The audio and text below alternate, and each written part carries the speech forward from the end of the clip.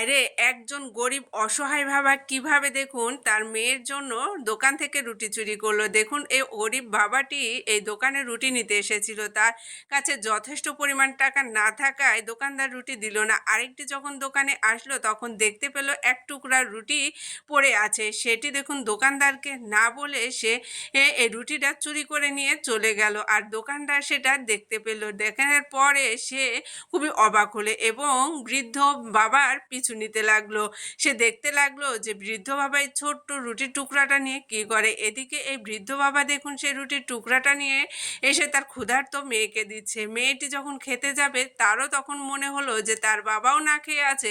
তখন দেখুন রুটিটি অর্ধেক করে ছিঁড়ে বাবাকে এক টুকরা দিল আর নিজে খেলো।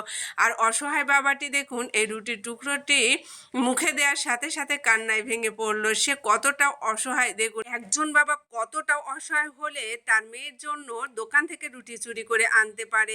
দেখুন এই দোকানদার লোকটি সম্পূর্ণ কিছুই দেখলো, দেখে তার অনেক মায়া হলো এবং সে দোকানে ফিরে এসে দেখুন অনেকগুলো রুটি প্যাকেটের ভিতরে নিচ্ছে তাদেরকে দেওয়ার জন্য।